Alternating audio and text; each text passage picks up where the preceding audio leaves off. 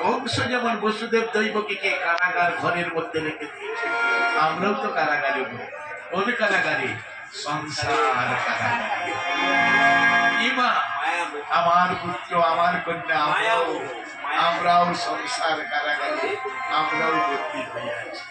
Vasudev দৈবকীকে chain দিয়ে বেঁধেছে, আমরাও চেনে বাঁধা নেই, আমরাও চেনে বাঁধাছি মায়ার সংসারে। আমরাও তো মায়ার চেনে বাঁধা। আচ্ছা, ওদের পক্ষে পাষাণ চাপা দিয়েছে, আমাদের পক্ষে পাষাণ চাপা নেই, আমাদের পক্ষে পাষাণ চাপা কোনটা?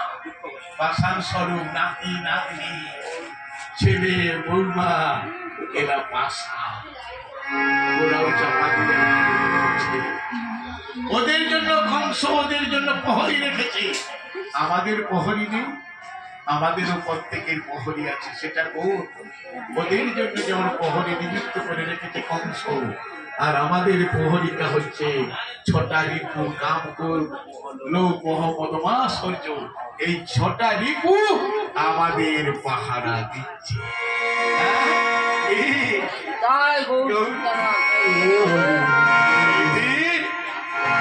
কংসের কারাগারে দৈবকীর গর্ভে অষ্টম গর্ভের সন্তান এলো, আর তখন ওই সন্তান বলছে, বাবা আমাকে তো মামা মেরে ফেলবে, কিন্তু তুমি আমাকে এই মুহূর্তে, এই গভীর রাত্রিতে তুমি আমাকে নন্দালয়ে গোকুলে রেখেছো।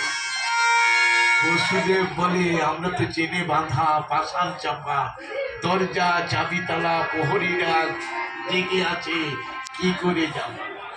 ভগবান বলে, সব মুক্ত হয়ে যাবে। বসুদেব দৈবকীর পাষাণ মুক্ত, চেন মুক্ত, দরজা খুলে গেল। প্রহরীরা যে এত পাহারায় ছিল, সব ঘুমিয়ে অচেতন হয়ে পড়ে। কিন্তু বসুদেব পুত্রটাকে, সদ্যজাত সন্তানকে তো কোলে নিতে পারছে না। কেন? এইটুকুন ছেলে কেন নিতে পারলো না? জানে তো সন্তানের গায়ে কত নালাপুজ আছে, রক্ত আছে, হাতে তুলে নিলে হরিকে পড়ে যাবে। তাই কি করলো, একটা ঝুড়ির মধ্যে কাপড় বিছিয়ে ঝুড়ির মধ্যে মাথায় তুলে নিয়েছে। কিন্তু দরজা খুলে গেল, প্রহরীরা ঘুমিয়ে গেল। বসুদেব ভগবানকে দেখেন না আপনারা, মাথায় ঝুড়িতে করে বসুদেব নিয়ে যাচ্ছে নন্দালয়ে গোকুলকে নিয়ে যাবে। কিন্তু বসুদেব যে নিয়ে যাবে নন্দালয়ে গোকুলে, বেরোতে হবে যমুনা। এইখানে দুর্গার 4টা পা হয়েছিল কিনা মা? শাস্ত্রের কথা প্রমাণটা দিয়ে বুঝিয়ে দিই, হ্যাঁ প্রমাণটা দিয়ে বুঝিয়ে দিই। আর বসুদেব ঝুড়িতে করে ভগবানকে যমুনার কাছে গেছে বসে, গভীর রাত্রি, যমুনার জলে ভয়ে নামতে পারছে না বসুদেব। কেন? যমুনা এমন উথাল বইছে, ভয়ে যমুনার জলে নামতে পারছে। আচ্ছা, যমুনা কেন এত উথাল বইছে? কেন উথাল বইছে? ভগবান যে যমুনাকে কথা দিয়েছিল, বা যমুনাটা কে ছিল? বাবা এইসব তত্ত্ব কথা বলতে গেলে আমার অনেক, যমুনা ছিল সূর্যের কন্যা। হ্যাঁ, এইসব বলতে গেলে অনেক সময় লেগে যাবে, এইসব তত্ত্বের কথা। যাক, ওদিকে যাচ্ছি না, এদিকে যাই নাকি। কিন্তু বসুদেব পুত্রটিকে মাথায় করে নিয়ে যমুনার কাছে দাঁড়িয়ে আছে, ভয়ে নামতে পারছে না। আর যমুনা এত উথাল বইছে। কেন উথাল বইছে? যমুনা আজকে নৃত্য করছে, ভগবান আমাকে কথা দিয়েছিল আমি একদিন পাবো, আজকেই আমি গোবিন্দকে পাবো। তাই মনের আনন্দে যমুনা নাচছে, উথাল ঢেউ প্রবাহিত হচ্ছে, নৃত্য করছে যমুনা। আর একে দেখে ভয়ে বসুদেব নামতে পারছে না, দাঁড়িয়ে আছে যমুনার পাড়ে। আর ভগবান তখন ডাকছে, ডাকে, মহামায়া, মহামায়া, দুর্গা। যেই না ডাকটা শুনেছে, দুর্গা ভগবানের কাছে এসেছে। বসুদেব দেখতে পায় না। আর এমন সময় ভগবান বলছে, দুর্গা তুমি এসেছো? হ্যাঁ প্রভু। এত গভীর রাত্রে আমাকে কেন ডেকেছ প্রভু?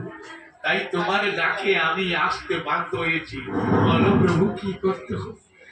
তখন গোবিন্দ বলছে, মহামায়া দুর্গা তুমি দেখো, আমার বাবা আমাকে নন্দালয়ে নিয়ে যাবে, যমুনা এমন উফাল হয়েছে, বাবা ভয়ে যমুনার জলে নামতে পারছে না, তোমাকে এই মুহূর্তে 4 পদ শিকার রূপ ধারণ করে যমুনার কি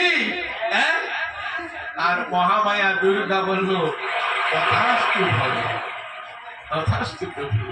এই মুহূর্তে আমি কেন সেই দিন ওই দুর্গা মহামায়া 4 পা হয়ে শিকার রূপ ধারণ করে নিতাই, সেই দুর্গা 4 পা হয়ে যমুনার জলে নেমে গেল।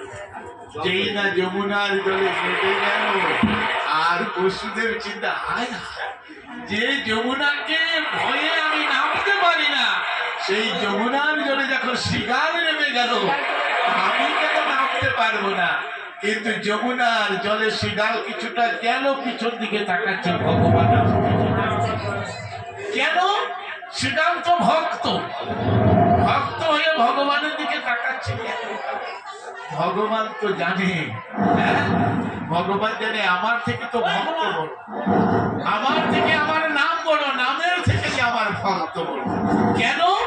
ভক্ত আছে বলেই আমার দাম আছে, ভক্ত না থাকলে দাম থাকবে? তাই ভক্ত আছে বলেই ভগবান তাই নিজে মুখে কি বলেছে, ভক্ত আমার মাতা পিতা, ভক্ত আমার গুরু, ভক্তই আমার নাম রেখেছে।